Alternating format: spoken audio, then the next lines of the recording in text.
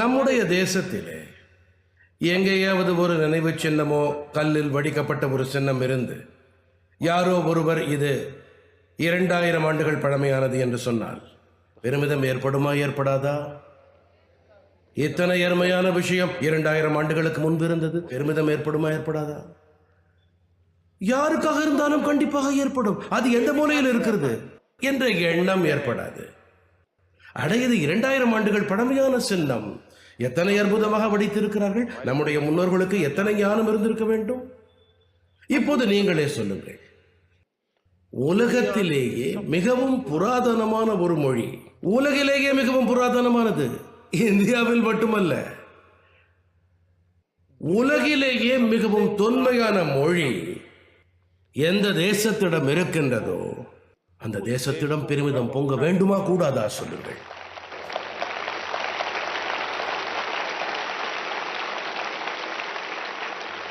நெஞ்சை நிமிர்த்தி உலகத்தாரிடம் உரைக்க வேண்டுமா கூடாதா சொல்லுங்கள். உலகின் மிக தொன்மையான மொழி பாரதத்திடம் இருக்கிறது என்று சொல்ல வேண்டுமா கூடாதா? உங்களுக்கு ஒன்று தெரியுமா? நம்முடைய தமிழ் மொழி இது உலகத்தின் மிகவும் தொன்மையான மொழி. ஒட்டுமொத்த உலகத்திலுமே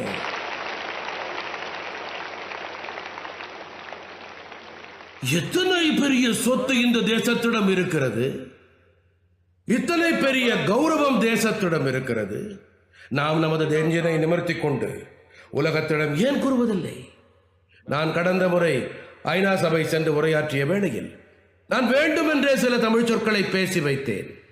ஏனென்றால் நான் உலகத்தாருக்கு தெரிவிக்க விரும்பினேன், எனக்கு பெருமையாக இருக்கிறது, எனது தமிழ் மொழி உலகின் மிகச் சிறப்பான மொழி, உலகின் மிக தொன்மையான மொழி, இது என்னுடைய தேசத்திற்கு உரியது.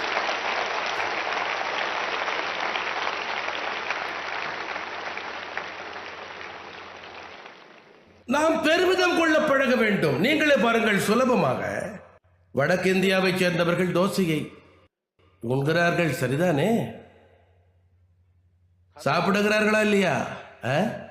சாம்பாரையும் விரும்பி குடிக்கிறார்கள் தானே?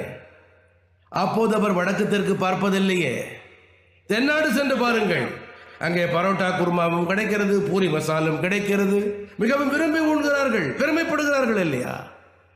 எந்த ஒரு நெருக்கடியும் இல்லை, எந்த தடையும் இருப்பதில்லை.